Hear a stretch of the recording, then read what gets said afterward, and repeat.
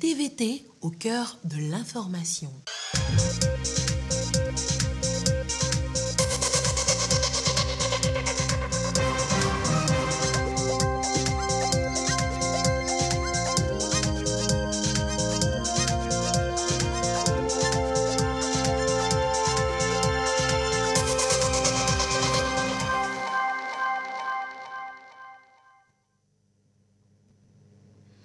Mesdames, Messieurs, bonsoir. Lomé, capitale de la lutte contre le terrorisme et l'extrémisme violent, les travaux ont pris fin aujourd'hui. Des parlementaires et autres acteurs de cette lutte, notamment des jeunes, ont échangé sur les solutions pour venir à bout ou du moins contenir ces fléaux. On fera le point dans ce journal. La conférence internationale de Lomé sur le financement fait aussi partie de l'histoire. Elle s'est achevée ce vendredi. Elle a porté sur le financement des entreprises et des grands projets en Afrique. 2 jours de travaux qui ont réuni, vous le verrez, différents acteurs des économies africaines. Et puis le colloque international sur le marché financier, économistes et financiers se sont retrouvés à Abidjan, en Côte d'Ivoire. Ils ont fait le point et ont passé en revue les défis qui s'imposent à ce marché. C'est sur invitation de l'autorité des marchés financiers de l'Union monétaire ouest-africaine. C'était le titre de cette édition. Bienvenue, voici le journal. D'abord, cette série d'audiences accordée ce vendredi par le chef de l'État Faure Essozimna Gnassingbé. Plusieurs personnalités, tout d'abord le secrétaire exécutif du Conseil de l'Entente, M. Amon Tanon, est allé rendre compte des activités de son institution au chef de l'État, Faure Essozimna Gnassingbé, président en exercice des chefs d'État et de gouvernement du Conseil de l'Entente. Nous l'écoutons. J'ai été reçu par le président Faure Essozimna Gnassingbé, président de la République togolaise et présidente en exercice de la conférence des chefs d'État et de gouvernement du Conseil de l'Entente. Je suis venu lui faire le point après 1 an de mes activités, solliciter la tenue d'une conférence des chefs d'État qui aura lieu très bientôt à Lomé et parler au président des réformes et des décisions donc, que les chefs d'État auront à prendre par rapport à ces réformes. Le président a été très heureux que nous ayons pu travailler de la sorte, avancer et redynamiser le Conseil de l'Entente. Le chef de l'État Faure Essozimna Gnassingbé a également reçu le président du Conseil national de transition de la Guinée et le président de l'Assemblée nationale du Niger. Nous les écoutons. Nous avons été reçus par le président de la République togolaise. Nous le remercions. Et nous ne sommes pas surpris parce que nous avons vu le sens de responsabilité qui est le sien et les actions qu'il a posées pour ce pays. Mais c'est aussi traduire à travers cette audience les salutations et les reconnaissances du peuple guinéen à travers son président, le président de la transition, le colonel Mamadi Doumbouya, qui entretient des bonnes relations avec monsieur le président de la République togolaise. Mais aussi à travers moi, traduire l'amitié, la sympathie et la reconnaissance du peuple de Guinée pour tout ce qui est en train d'être fait dans la sous-région, pour la stabilité de notre sous-région et pour le développement de nos différents pays. J'ai eu l'opportunité aussi d'expliquer à monsieur le président de la République la situation de la Guinée, les avancées et les défis, les mois et les années à venir pour permettre le retour à l'ordre constitutionnel et créer les conditions d'une stabilité durable pour notre pays, qui ne peut pas se faire sans un environnement apaisé, qui ne peut pas se faire sans une collaboration, sans un partenariat responsable de modèles africains entre nos différents pays, entre nos différents leaders et nos différents responsables. Alors cette mise à niveau en termes d'information a été complétée par l'adresse des vœux les meilleurs pour le président de la République togolaise en ce qui concerne son frère et ami, le colonel Mamadi Doumbouya, président de la transition guinéenne. Nous avons été bien reçus et le président a été activement et attentivement à notre écoute.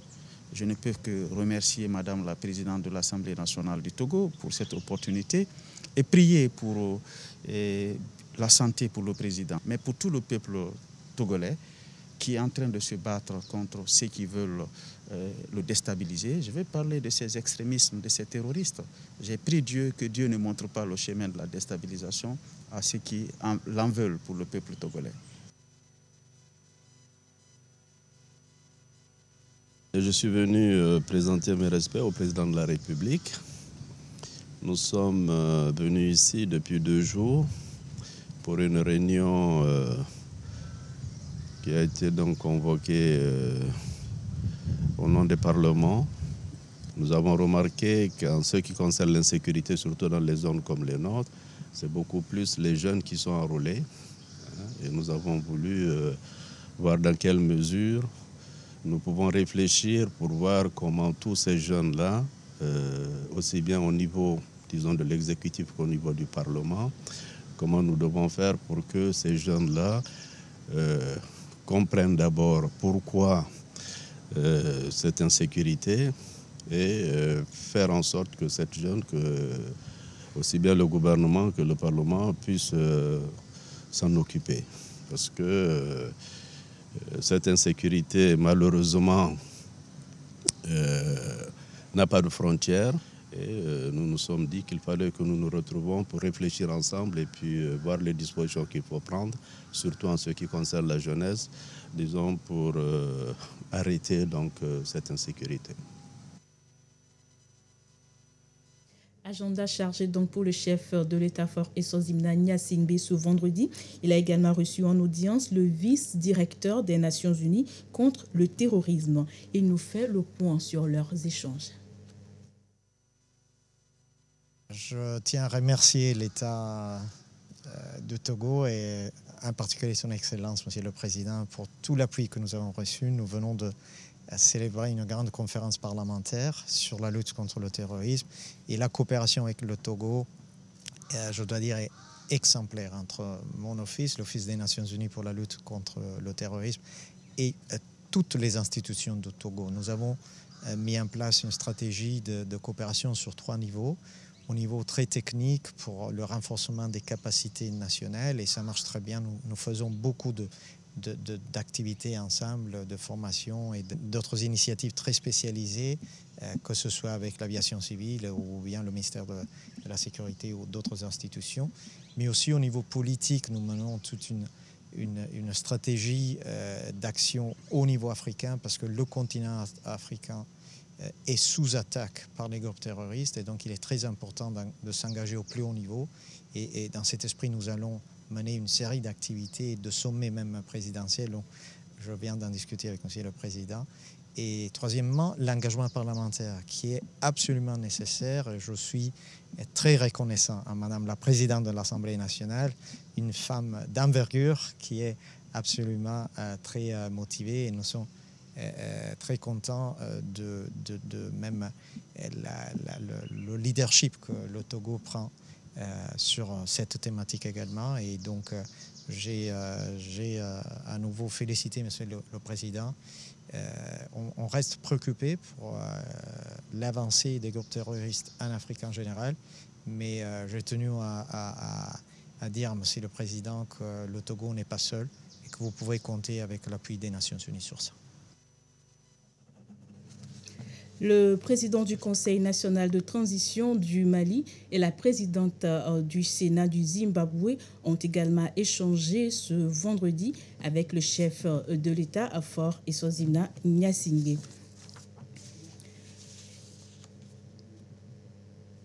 Et nous reviendrons tout à l'heure dans cette édition sur d'autres audiences accordées ce vendredi par le chef de l'État, Fort Eswazimna Nyasingbe, à d'autres personnalités.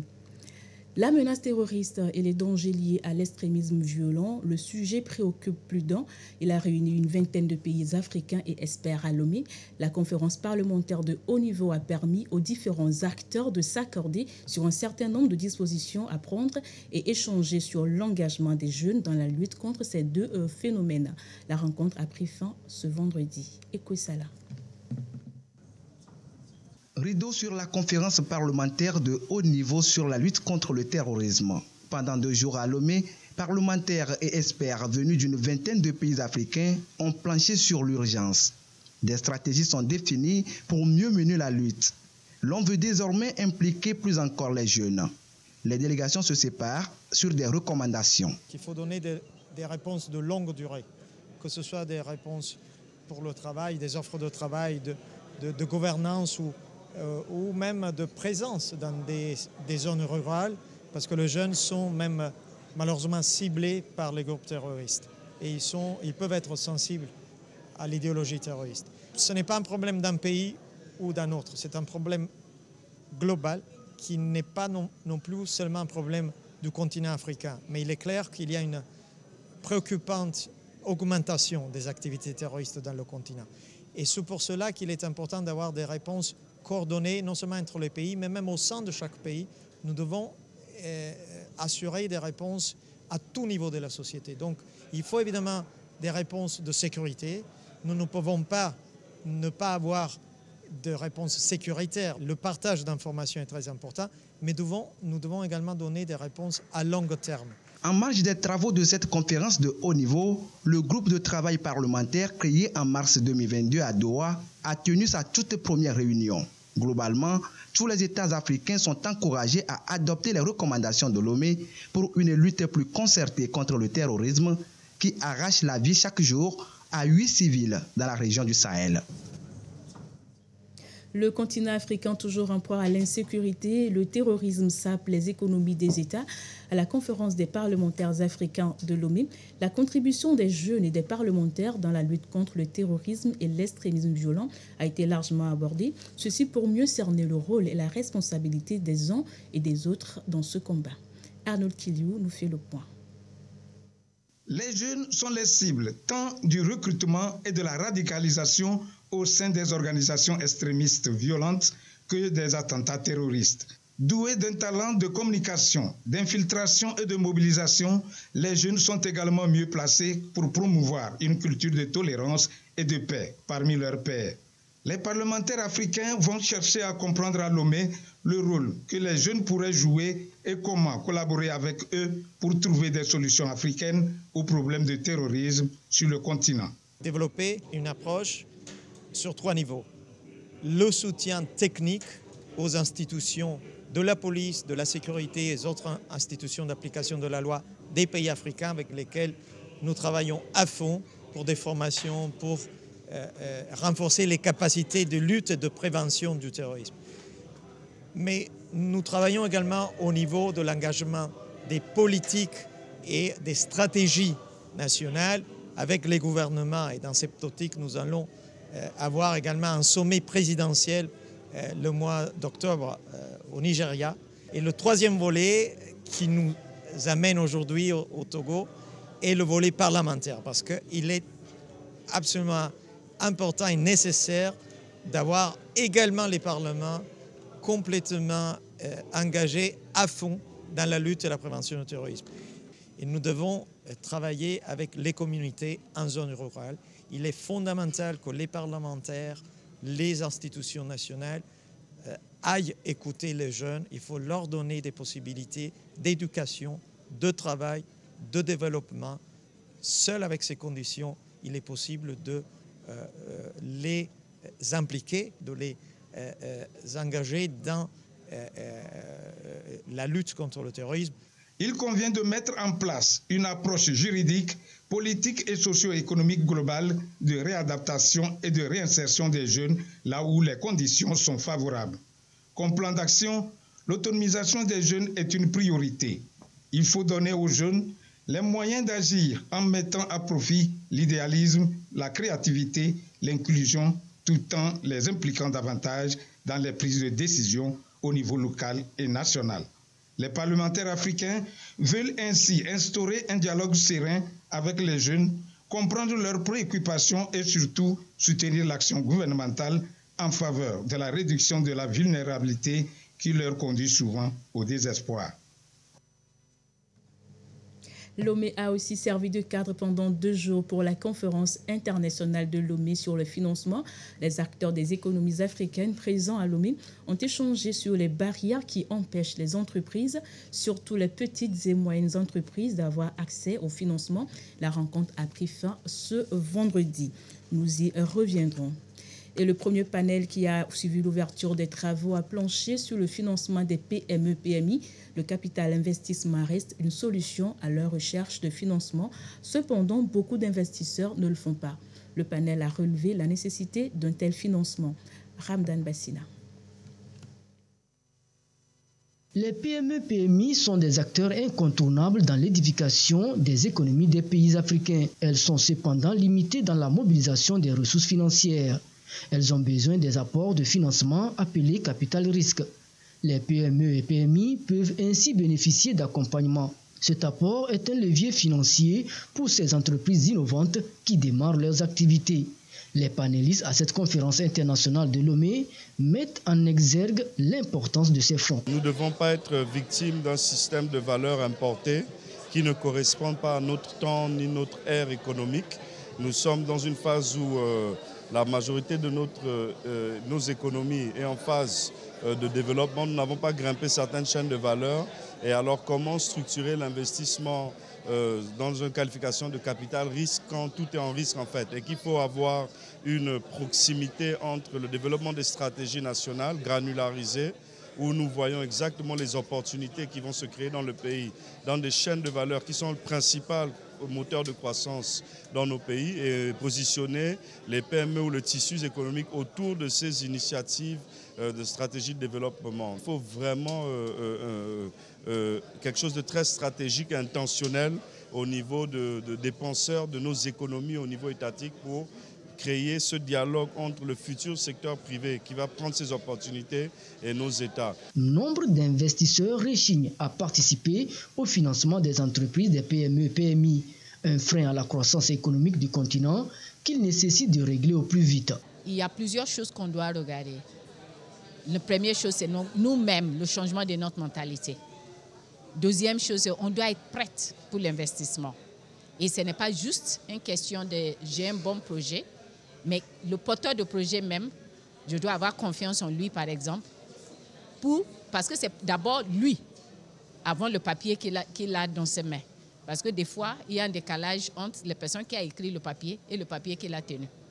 Donc, les investisseurs cherchent à comprendre, à être sûr que le porteur de projet est quelqu'un qui est fiable, c'est quelqu'un qui croit bien en son projet. Et la question des risques de capital et tout deviendrait vraiment juste un chanson. Le continent africain a besoin de politiques fortes et cohérentes et un soutien fort des entreprises émergentes prêtes à soutenir la croissance selon les organisateurs. Le marché financier régional existe depuis 25 ans. Il apporte beaucoup de ressources pour le financement des économies de la zone UMOA. L'autorité des marchés financiers de l'Union monétaire ouest-africaine a réuni à Abidjan, en Côte d'Ivoire, des économistes et des financiers. Ils font le bilan et échangent sur les défis qui s'imposent à ce marché. Carmen Madé Akako. Spécialiste de la finance, régulateur du marché financier et acteurs du monde économique africain, réfléchissent sur les moyens à mettre en place pour faire du marché financier régional une place financière de référence. Déjà 25 ans que ce marché régional est mis en place. Il a déjà donné à la sous-région de forts moyens pour financer l'économie, près de 4 000 milliards en 2022. Il est clair, et cela se confirme davantage, que le marché financier régional est en mesure d'apporter des ressources au financement des économies et sous les auspices de régulateurs communs aux 8 États, l'AMF UMOA, autorité des marchés financiers de l'Union monétaire ouest-africaine. Si des avancées significatives ont été enregistrées depuis 26 ans de fonctionnement, des défis restent à relever pour concrétiser la vision des pères fondateurs de notre marché, celle de faire du marché financier régional un levier incontournable pour le financement à long terme des économies de notre région. L'essor des nouvelles technologies et, de manière générale, du numérique, auquel nous assistons, recèle de nombreuses opportunités en termes de développement socio-économique et d'inclusion financière. Toutefois, cet effort s'accompagne d'une série de nouvelles formes de risques que nous devons tous, régulateurs et acteurs du marché, maîtriser pour assurer un développement sécurisé de notre marché. Les besoins de financement des États et des entreprises ont considérablement augmenté ces dernières années, surtout avec la crise sanitaire et le conflit en Ukraine.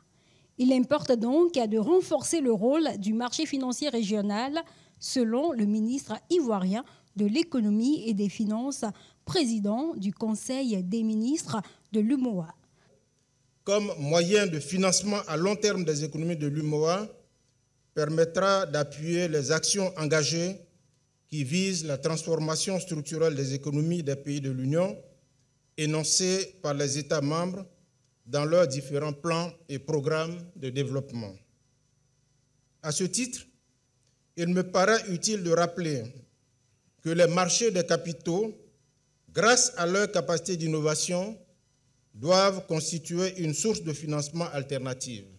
Les réflexions au cours de ce colloque ont essentiellement porté sur les nouvelles technologies et leur régulation, les mesures de lutte contre les placements à risque et l'intégration des marchés financiers. Une meilleure visibilité de l'AMF-UMOA, régulateur du marché financier régional, pourrait justement aider à atteindre cet objectif.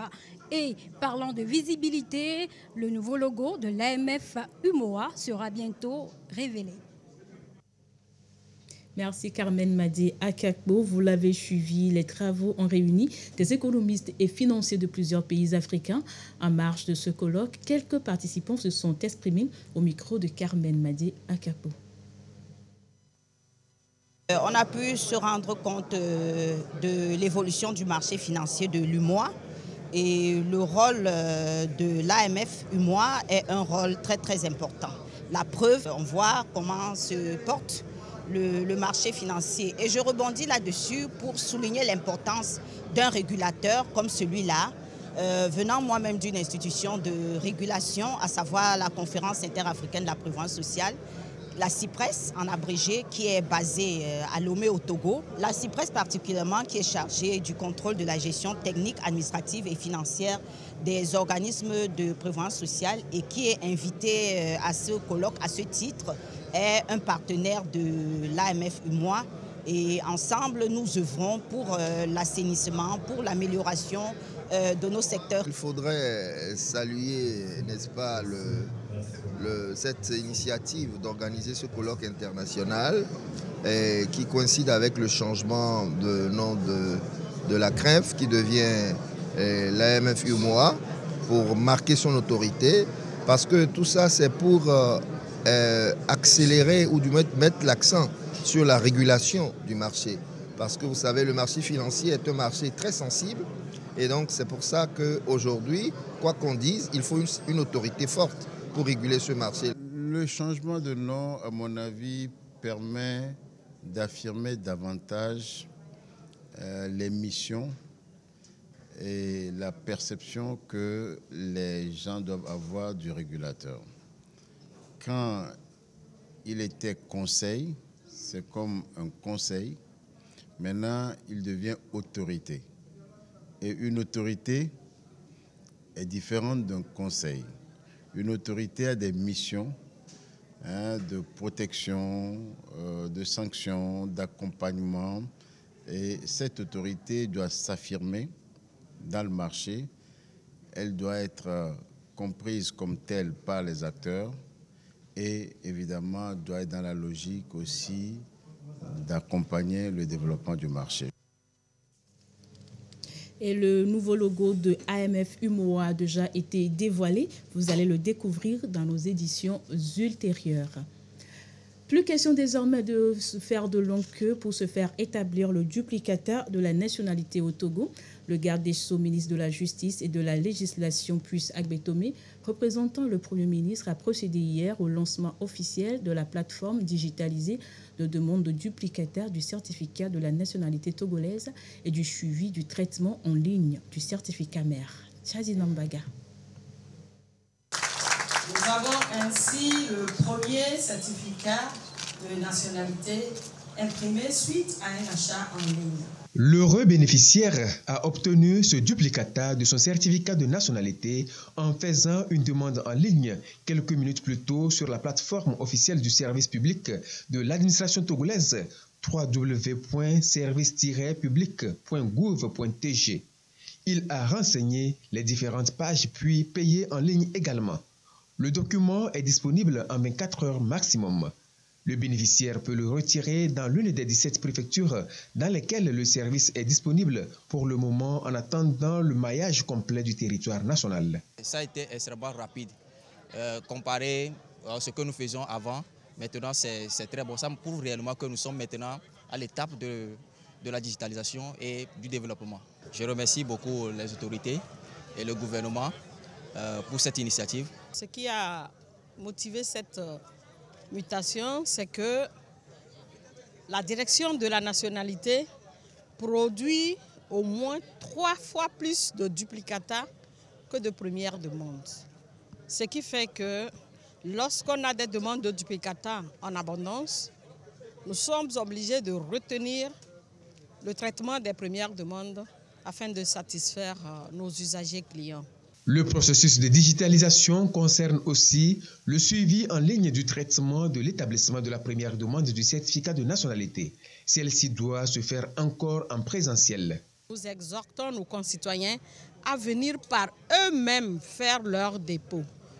Parce que sans enregistrement de la demande dans la base de données de la direction, le suivi ne sera pas simplement possible. Si vous donnez votre dossier à un démarcheur qui dépense votre argent, n'allez pas sur la plateforme pour faire un quelconque suivi. Le défi est de digitaliser l'ensemble du processus d'établissement du certificat de nationalité afin de faciliter et accélérer son obtention. Cependant, il existe des contraintes.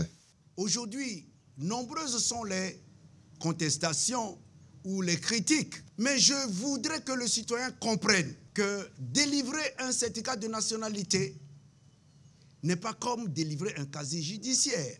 L'examen est beaucoup plus minutieux et beaucoup plus sérieux dans la mesure où cette demande doit déboucher sur l'octroi d'un document que nous appelons document de citoyenneté. Il ne faudrait pas délivrer ce certificat à n'importe qui et n'importe comment. Donc nous implorons l'indulgence des uns et des autres pour que vous puissiez tous nous accompagner dans ces efforts pour atteindre l'objectif final, celui de voir le citoyen satisfait dans les meilleurs délais. Cette digitalisation de la demande de duplicata sonne le glas ou presque de l'ancien format de nationalité non numérisé et non sécurisé. Mes chers concitoyens, vous ne pourriez pas bénéficier du service en ligne d'achat des duplicata si vous n'avez pas le nouveau format, c'est-à-dire le format numérisé et sécurisé. L'administration togolaise est en pleine effervescence de modernisation et demain, vous ne pourriez plus utiliser ce format si vous vous y accrochez. Dépêchez-vous pour ne pas être surpris. La digitalisation de la demande du duplicata du certificat de nationalité s'est effectuée avec l'appui financier de la Commission de l'UEMOA à travers le projet régional de développement de l'économie numérique. Le Togo est ainsi le premier pays à respecter les directives communautaires. Aux côtés des producteurs agricoles du Togo, l'Agence nationale de sécurité alimentaire du Togo, l'ANSAT, était dans la région des Savanes. Elle a acheté du haricot et du maïs et une enveloppe financière d'environ 115 millions de francs CFA a été débloquée à cet effet. Gérard Lagoudou. Dans la préfecture de Pendjal, la coopérative Lampougini est doublement à l'honneur. 50 tonnes de haricots contre 25 millions de francs CFA, puis 20 tonnes de maïs blanc contre 3 800 000 francs CFA. L'année passée, le kilo de maïs était à 180 francs, qui cette année est parti à 190. Et vraiment, c'est une bonne chose. À Timbo, dans la commune de Saint-Cassé-2, la coopérative Penwende a échangé 50 tonnes de haricots contre 25 millions de francs CFA. Après les avances sur commande, nous avons eu encore des crédits engrais de 23 tonnes d'engrais et pour un remboursement de 46 tonnes de maïs qu'on a remboursé à 100%. Et nous ne pouvons que remercier le chef de l'État qui ne cesse d'encourager les producteurs togolais dans le sens de leur évolution. Pour les prochaines saisons, nous prenons l'engagement de produire encore plus et vendre encore beaucoup plus à l'ANSAT pour le bien-être du monde rural et pour le bien-être du peuple togolais. À Dapan, dans la préfecture de Tone, double action également menée au profit de la coopérative Unifesa, Union féminine des femmes de la savane. 25 tonnes de maïs blanc et 50 tonnes de haricots pour correspondre à un montant global de 29 750 000 francs CFA.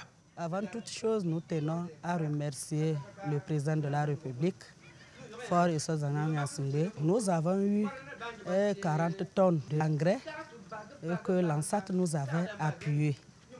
Et donc, nous sommes en train de rembourser. C'était 180.